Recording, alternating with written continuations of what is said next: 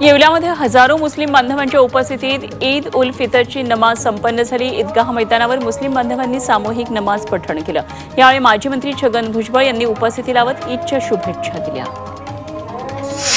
चंद्रपूरमध्ये रमजान ईद सण उत्साहात साजरा झाला। जमाल मुस्तफा ईदगाह मैदानावर सामूहिक नमाज पठण करून मुस्लिम बांधवांनी एकमेकांना ईदच्या शुभेच्छा दिल्या। अकोला जुन्या शहरातल्या ईदगाह इथं मुस्लिम बांधवांनी एकत्रित येत नमाज पठण केलं। या दरम्यान देशात शांतता राखावी यासाठी प्रार्थना केली।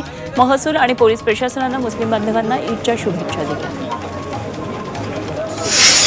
परभणी जिल्ह्यामध्ये मोठ्या उत्साहात रमजान ईद साजरी होती आणि यावेळी जिल्हाभरात ठिकठिकाणी सामूहिक नमाज पठण करून मुस्लिम बांधवांनी एकमेकांची गळाभेट घेत ईदच्या शुभेच्छा दिल्या। साताऱ्यातल्या डोंगरी भागात 15 एप्रिल ते 17 एप्रिल कोयना दौलत डोंगरी महोत्सवाचं आयोजन करण्यात आलंय। शेतकऱ्यांना आधुनिक शेतीविषयक माहिती मिळावी यासाठी या महोत्सवाचं आयोजन केलंय। तर महोत्सवाच्या सांगता कार्यक्रमात महाराष्ट्राची लोकधारा हा सांस्कृतिक कार्यक्रम होणार आहे। अहिल्यानगरमध्ये कोल्हार खुर्द गावात बिरोबा देवाच्या यात्रेनिमित्तानं मोठा उत्साह पाहायला मिळतोय।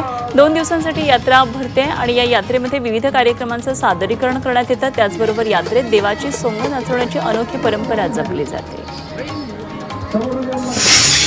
स्वामी समर्थ प्रकट दिनानिमित्तानं अक्कलकोटमध्ये भाविकांची प्रचंड गर्दी झाली आहे। दर्शनासाठी भक्तांच्या 4 ते 5 किलोमीटरपर्यंत पहाटेपासून रांगा लागलेल्या आहेत। आंध्र प्रदेश, कर्नाटक, मध्य प्रदेश आणि राज्याच्या कानाकोपऱ्यातून स्वामी भक्त अक्कलकोटमध्ये दाखल झाले। देहू देवस्थाननं विठ्ठल रखुमाई यांच्या मूर्तीला चंदनाची उटी लावली। संत तुकोबारायांच्या मंदिरातील सेवकांच्या हस्ते चंदनाची सुगंधी अशी ही उटी लावण्यात आली आहे। उन्हाळ्यामध्ये मूर्तींना थंडावा मिळावा यासाठी चंदनाचा लेप लावण्यात येतो। तर चंदनाची उटीबरोबर विविध फळांचं नैवेद्य देखील अर्पण करण्यात आलं। लोणावळ्यातल्या कार्ला एकविरा देवीच्या चैत्र यात्रेसाठी देवस्थान सज्ज झाले। ही यात्रा चैत्र पौर्णिमेपर्यंत म्हणजेच 12 एप्रिलपर्यंत सुरू राहणार आहे। या यात्रेसाठी दरवर्षी राज्यभरातून आणि इतर राज्यातून लाखो भाविक येत असतात। या दरम्यान त्यांची गैरसोय होऊ नये यासाठी विशेष खबरदारी घेतली आहे।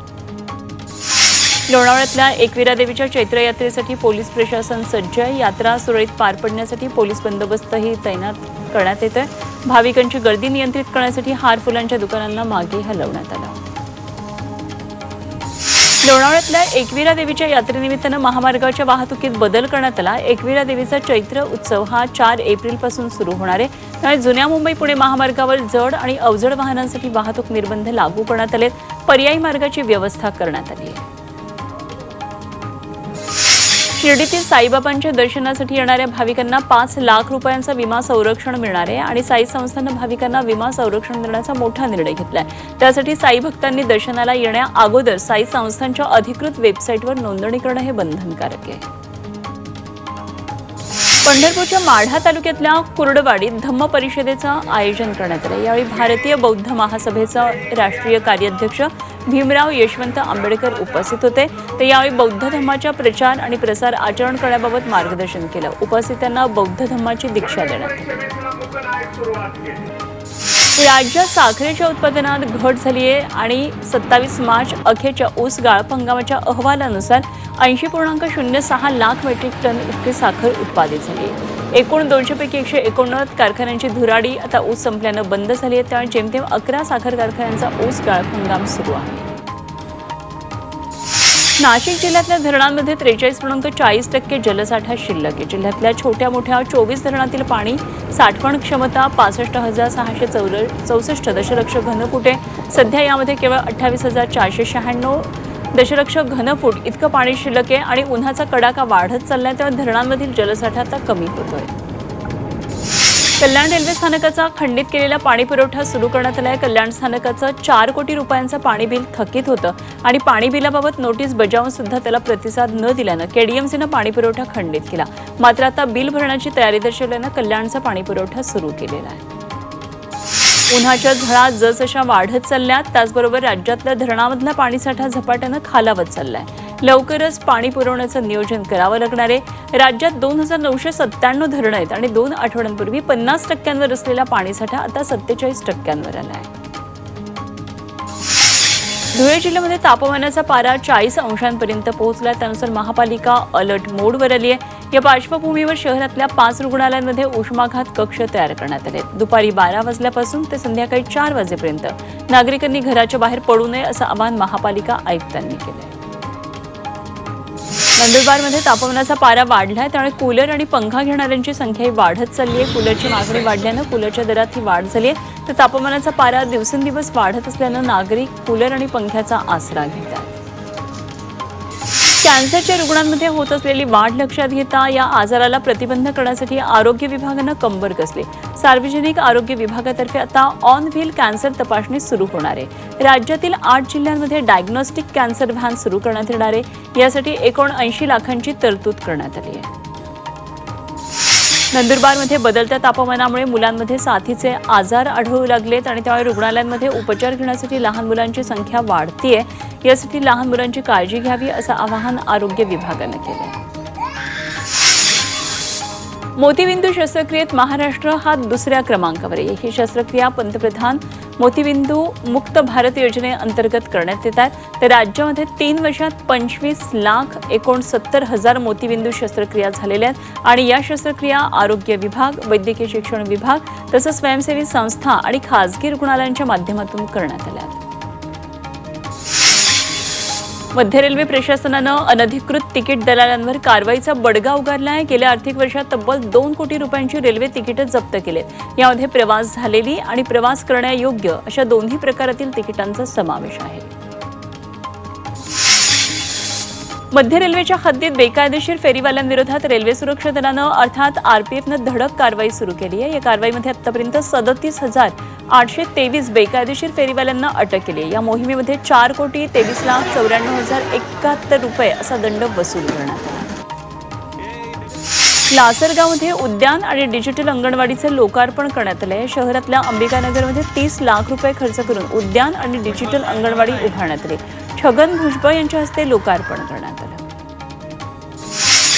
LLB अभ्यासक्रमाची सामायिक प्रवेश परीक्षा देणाऱ्या विद्यार्थ्यांना दिलासा मिळाला आहे. परीक्षेचे अर्ज भरलेल्या विद्यार्थ्यांना त्यातल्या चुका दुरुस्त करता येणार आहेत. विद्यार्थ्यांना 3 एप्रिलपर्यंत अर्जात दुरुस्ती करण्याची संधी उपलब्ध करून देण्यात आली आहे. विद्यार्थ्यांना आता नाव, जन्मतारीख, फोटो यासही बदल करता येणार आहे.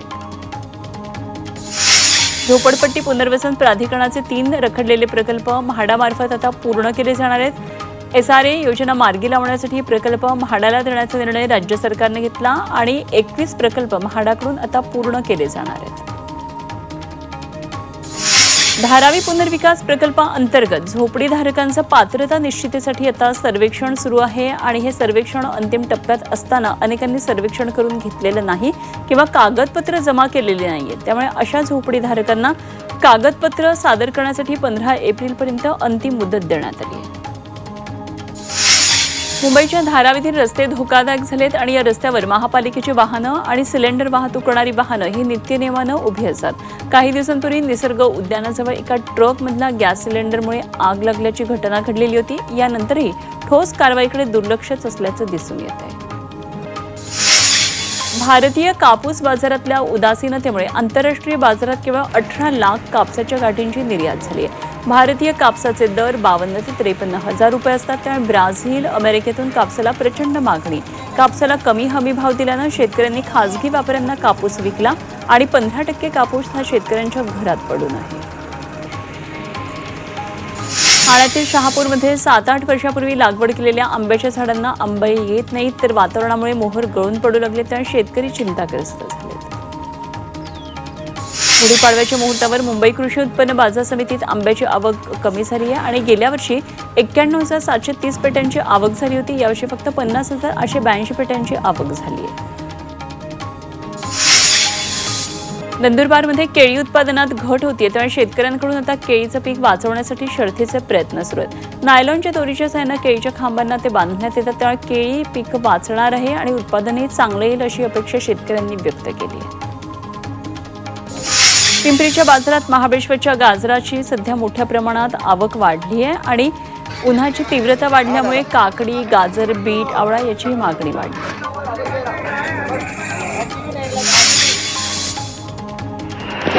नंदुरबारमध्ये सूर्यफुलाची लागवड करण्यात आली आहे. अनेक शेतकऱ्यांनी सूर्यफुलाच्या पेरणीला प्राधान्य दिलं. त्या सूर्यफुलाचं पीक आता बहरू लागलंय. यंदा सूर्यफुलाचं उत्पन्न वाढण्याची शक्यता आहे.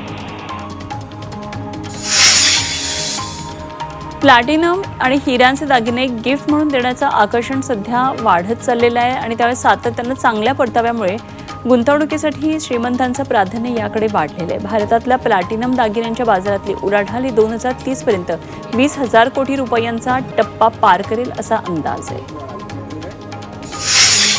आगामी वर्षामध्ये तांब्याच्या मागणीत 7% वाढ होण्याची शक्यता आहे। राष्ट्रीय महामार्ग विकास प्रकल्प आणि स्वच्छ ऊर्जा या प्रकल्पामुळे तांब्याची मागणी वाढतीये, त्यामुळे तांब्याच्या मागणीत आणखी वाढ होण्याची शक्यता आहे।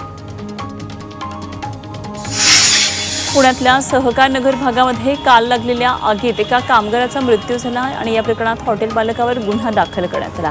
या हॉटेलमध्ये सुरक्षेच्या दृष्टीने कुठली काळजी घेण्यात आलेली नव्हती असा आरोप हॉटेल मालकावर ठेवण्यात आलाय। या आगीमुळे हॉटेलजवळ 2 दुकानांचंही नुकसान झालं। जळगावातल्या पाचोरा शहरातल्या महावितरण विभागाच्या मुख्य कार्यालयातील गोडाऊनला भीषण आग लागली। या ठिकाणी जुन्या इलेक्ट्रिक साहित्याला अचानक आग लागली। दरम्यान आगीनं लगेचच रौद्र रूप धारण केलं। कार्यालयाचा परिसर आगीच्या विळख्यात सापडला आणि लाखो रुपयांचं साहित्य जळून यामध्ये खाक झालं।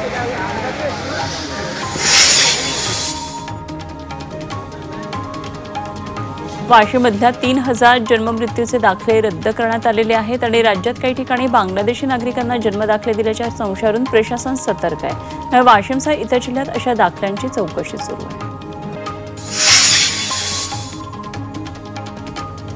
प्रियकरानं लग्नास नकार दिल्यानं एका अल्पवयीन मुलीनं आत्महत्या केल्याची घटना घडली आहे। नाशिकच्या शरणपूर रोड परिसरातली धक्कादायक घटना आहे। लग्नाचं वय झाल्यानंतर मुलीचं कुटुंबीय दोघांचे लग्न लावून देणार होते, मात्र मुलानं लग्नास नकार दिला आणि मुलीला मानसिक धक्का बसल्यानं तिनं हे पाऊल उचललं।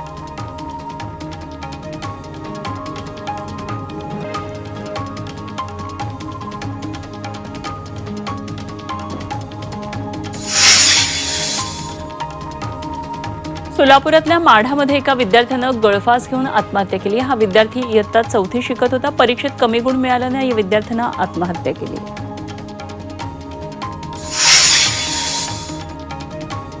बलात्कार प्रकरणात जन्मठेपेची शिक्षा भोगत असलेल्या आसारामच्या जामिनाची मुदत आता 3 महिन्यांनी वाढवण्यात आली आहे। त्यानंतर पीडितेच्या वडिलांना कुटुंबाच्या सुरक्षेबाबत भीती व्यक्त त्यांनी केलेली होती। तर आसाराम त्यांच्यासोबत कधी काही करू शकतो अशी भीती त्यांनी व्यक्त केली। बिहारमध्ये एका IAS अधिकाऱ्याच्या घरावर ईडीनं मारलेल्या छाप्यात तब्बल 11 कोटीहून अधिक रोकड सापडली आहे। तारिणी दास असं या अधिकाऱ्याचं नाव आहे आणि तो बांधकाम विभागात मुख्य अभियंता म्हणून कार्यरत होता। दास याच्यासह त्याच्या नातेवाईकांच्या घरावरही ईडीनं कारवाई केली आणि त्याच्या बंगल्यामध्ये रोकड मोजण्यासाठी 4 मशीन्स मागवाव्या लागल्या। बीडच्या धारूर तालुक्यामध्ये एका तरुणाची दगडानं ठेचून हत्या करण्यात आली। कन्नापूर इथं ही घटना घडली। जुन्या वादातून या तरुणाची हत्या झाल्याची प्राथमिक माहिती समोर आली आहे। पुण्यातील शिक्रापूरमध्ये महावितरणच्या विद्युत रोहित्रांची चोरी करणाऱ्या टोळीला जेरबंद करण्यात आलं। आरोपींकडून 12 लाखांचा मुद्देमाल जप्त करण्यात आला, तर त्यांच्यावरच्या 11 गुन्हे उघडकीला आणण्यास पोलिसांना यश आलं। गोंदियात हुक्का पार्लरवर गुन्हे शाखेनं छापा टाकला। पाल चौकातल्या पार्लरवर पोलिसांनी कारवाई केली। या दरम्यान तिथून 2 जण पळून गेले। या छाप्यामध्ये पथकानं पार्लरमधून 3,000 रुपये किमतीचे काचेचे 3 हुक्का पॉट पाईपसह आणि इतर एकूण 11,000चा मुद्देमाल जप्त केला। बांगलादेशी घुसखोरांची वाढती संख्या मुंबईसाठी चिंतेचा विषय बनली आहे। गेल्या 3 वर्षात मुंबई पोलिसांनी 1000हून अधिक बांगलादेशींना अटक केली। त्यांना मदत करणाऱ्या 12 भारतीयांवर कारवाई केली, तर 259 बांगलादेशींना परत पाठवण्यात आलं।